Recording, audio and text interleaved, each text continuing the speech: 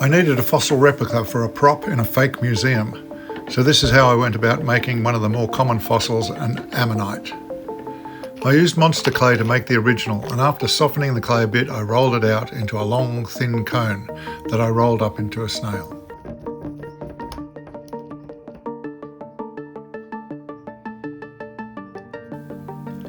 Then, working from reference drawings and using my favourite sculpting tool, I made the indents along the side of the body.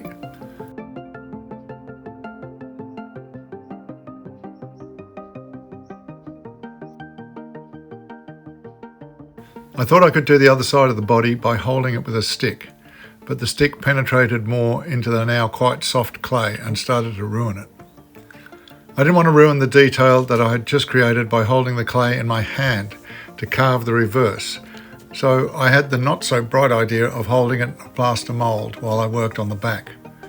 This turned out to be a bad move, as the plaster leaked through and needed to be removed before I could work on the back side.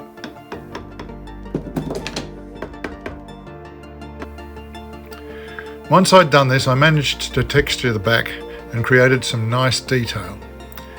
As it turned out, this object reminded me of a half-extracted fossil, so I thought I would make a cast of it at this stage. I made a box to hold the silicone cast,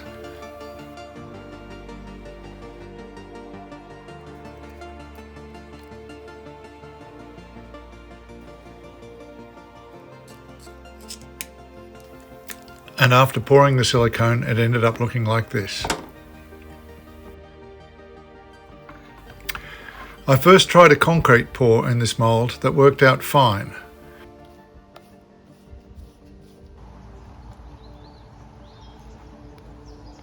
While the cast is still a bit soft, I can texture it with a wire brush and some chip marks to give it a more natural look.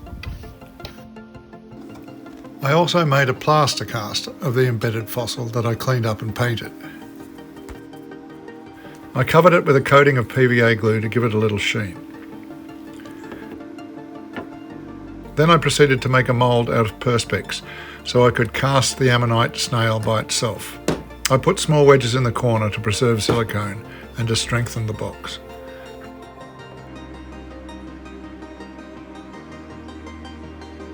Once the silicone had set, I could remove the clay model by cutting a zigzag line along the back of the mould.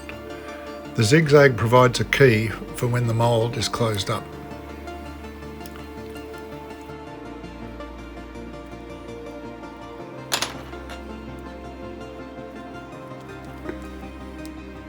Now I had my mould, I needed to determine what volume of resin I needed to make a cast. I did this by filling the mould with water from a measuring beaker. In this case it was 125 ml. I dried the mould and marked the measuring cups appropriately. This resin has equal parts of A and B that I mixed up and poured into the mould. At 20 degrees it takes about 40 minutes to set. I kept the mixing tub as a witness pot to determine if the mould had set. After about an hour, my witness pot tells me that the mould is ready to come out. And it's not a bad job. There's a bit of flash that can be cleaned up easily and a few little bubbles to be removed. The small indentation I can fill if necessary, but this is a millions of years old fossil, so it's bound to have some imperfections.